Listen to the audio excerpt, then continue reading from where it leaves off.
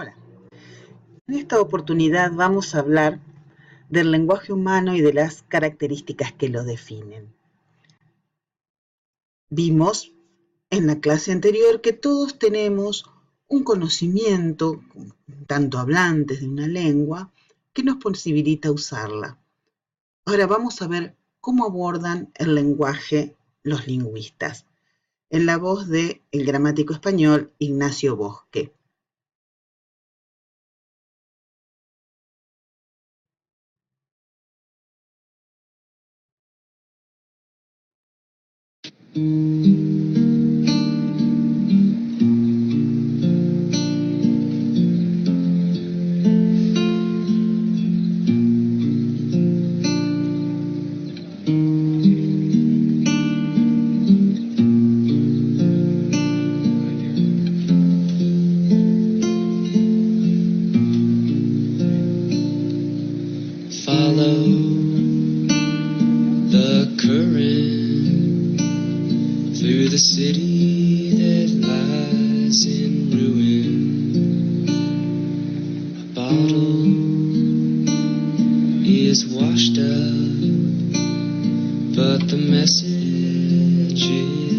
El idioma lo llevamos puesto, es patrimonio del individuo y además de la sociedad. Es un bien propio y común a la vez. La gramática es una especie de espejo de la mente. Y yo creo que hay algo de cierto. La gramática no es más que el análisis de la estructura del idioma. Uno encadena las palabras de forma automática, de igual forma que camina de forma automática y respira de forma automática. Y cuando intenta, le preguntan, ¿y por qué dices esto así, de esta manera? Y dice, no sé, es que me sale. La gramática la llevamos puesta, porque llevamos puesto el idioma. El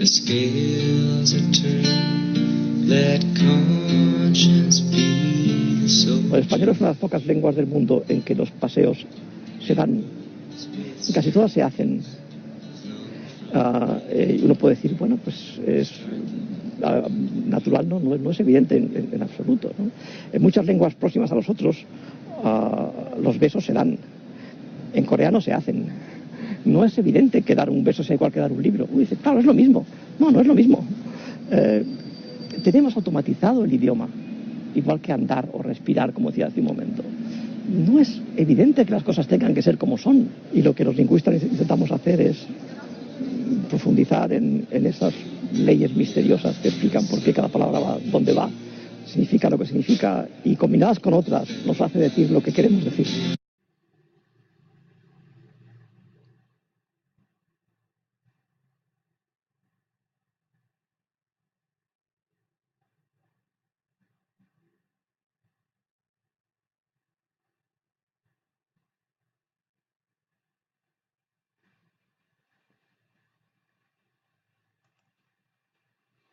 Vieron en este pequeño fragmento un esbozo de lo que son las preocupaciones del lingüista. Retomando lo que decíamos en el encuentro anterior, todos sabemos cómo usar el lenguaje, pero el lingüista se preocupa por saber qué es el lenguaje e incluso más, por qué es así.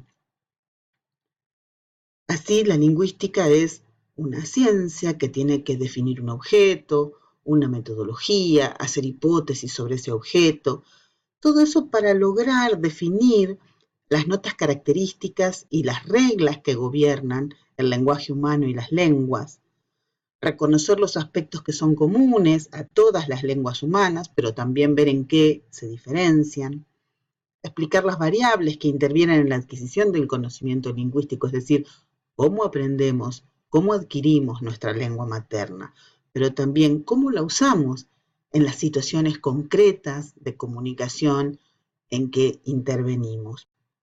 Esto y mucho más son las preocupaciones de los lingüistas y no hay un acuerdo en cómo definir el lenguaje, no hay una respuesta definitiva acerca de qué es el lenguaje. Algunos pueden definirlo como una conducta, otros pueden definirlo como un instrumento de comunicación o un medio de interacción social, otros pueden definirlo como un sistema cognitivo que tenemos representado de algún modo en la mente. Es decir, no hay, como decía, una definición última acerca de qué es el lenguaje, pero sí hay algunos acuerdos básicos acerca de las características de las lenguas humanas. Por ejemplo, el hecho de que todas las lenguas cambian con el tiempo. Sencillamente podemos hojear El Quijote de la Mancha o el Mío Cid y darnos cuenta de que lo que se llamaba español hace 500 o 600 o 700 años difiere bastante de lo que hoy consideramos español. Y hace 2000 años no teníamos español, sino que teníamos latín. Y del latín también evolucionó y cambió otro grupo, otra serie de lenguas que llamamos, por ejemplo, las lenguas romances, entre las que tenemos el italiano, ahí tienen un ejemplo del latín centum, de los que derivaron 100 en español y 100 en italiano. Pero aún antes del latín estaba el protoindoeuropeo, esa forma reconstruida, por eso el asterisco, tom, que significaba seguramente también algo así como una centena, ha evolucionado y, como verán, tiene una versión en lituano y ha dado también lugar a la palabra en griego y en sánscrito y en persa y en inglés. Por supuesto, a través de muchísimos pasos y de muchísimos años. Pero eso es así, todas las lenguas cambian con el tiempo y no hay forma de detener ese cambio. Además, todas las lenguas son igualmente complejas, es decir, no hay lenguas más fáciles o más difíciles que otras. Es un error desde el punto de vista lingüístico decir, por ejemplo, que el alemán es más difícil de aprender que el español o que el japonés es más difícil que el alemán y el español. Las lenguas no son más fáciles porque pertenecen a comunidades con un menor desarrollo tecnológico, ni son más complejas porque responden o pertenecen a sociedades más desarrolladas tecnológicamente, sino que todas las lenguas están construidas probablemente con un molde bastante común y tienen todos sus diferentes grados de complejidad en los aspectos fonológicos o morfológicos o sintácticos o léxicos. Es decir, todas las lenguas, como decía recién, son fundamentalmente similares y todas constan, por caso, de un léxico vocabulario, es decir, todo un conjunto, una serie, un inventario de palabras, de unidades con significado y también una gramática, es decir, una serie de reglas que tienen como objetivo establecer el modo, el patrón de combinación de las unidades de vocabulario. Esto es en todas las lenguas así.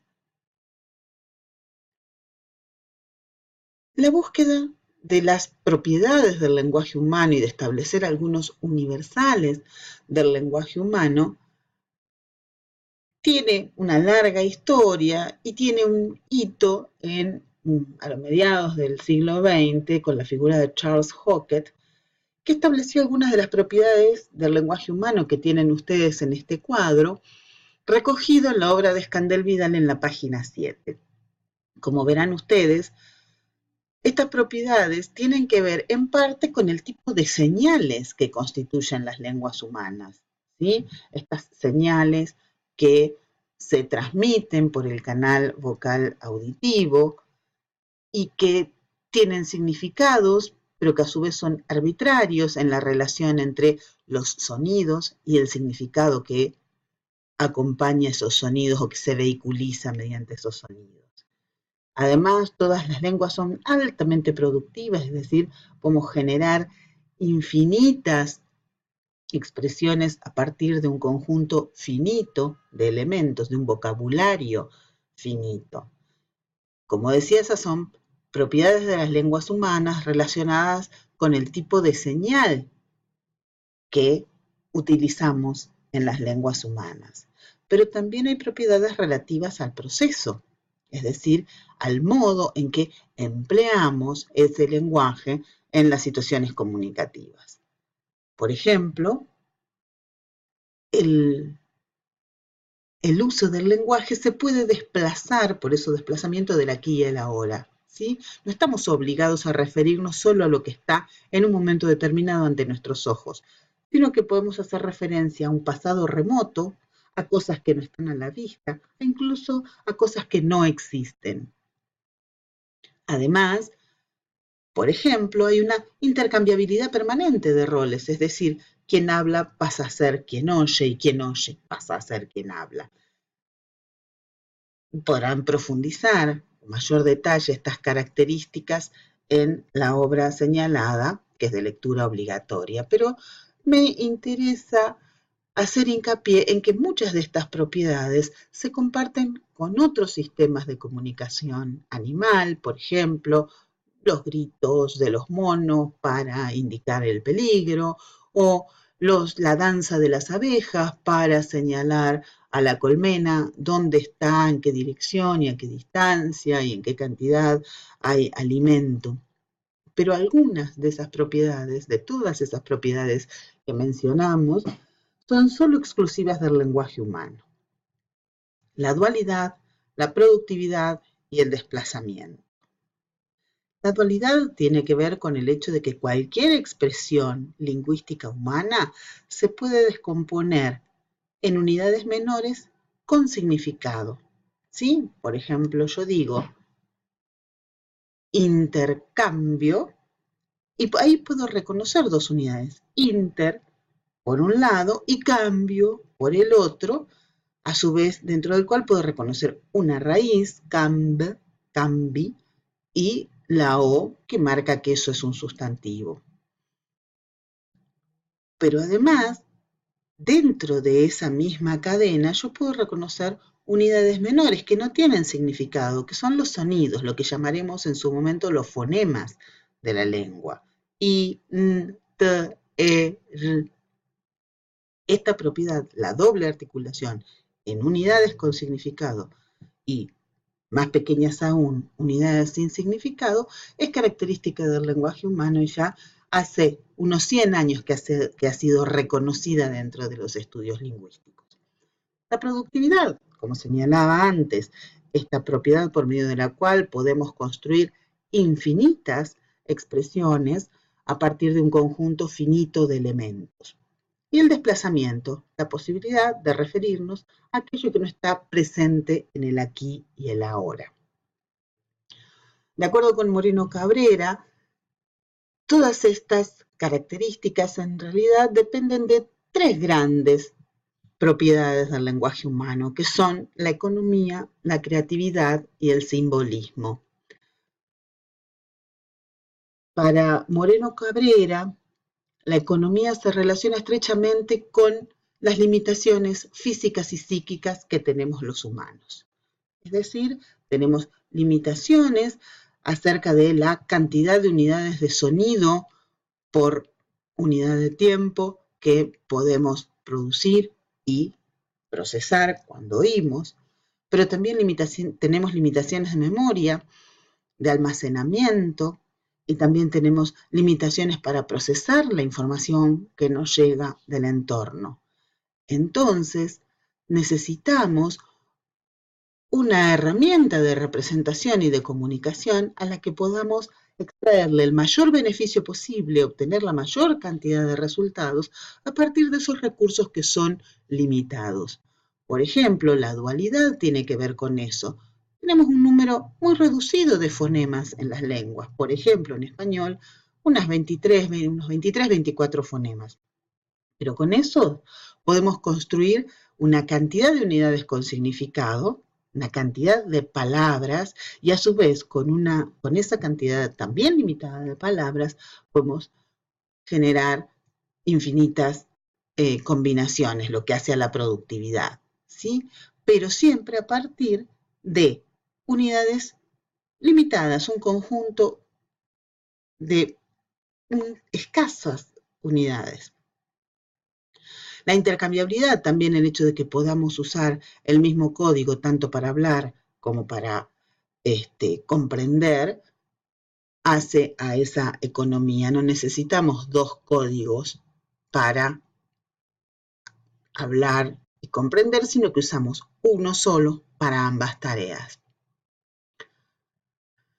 Y una forma de ser económico es ser muy creativo, es decir, utilizar productivamente, recursivamente, esas propiedades, esas unidades que tiene el lenguaje.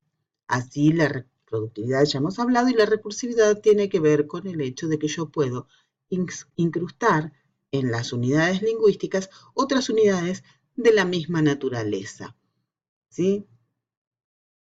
Por último, el simbolismo también hace que el lenguaje sea útil para los fines para los que lo utilizamos, porque entre ellos nos permite remitir a una realidad distinta del lenguaje, de manera arbitraria, como decía, es decir, independientemente, hay una independencia entre el significante y el significado, entre las unidades fonológicas, los sonidos y los significados que éstas conllevan, la especialización semántica y el desplazamiento. Esto es la posibilidad de hablar de una realidad que es distinta del propio lenguaje. Hay más características y están explicadas con mayor profundidad en la lectura obligatoria para esta primera parte de la primera unidad, que es el capítulo 1 del texto de Escandel Vidal.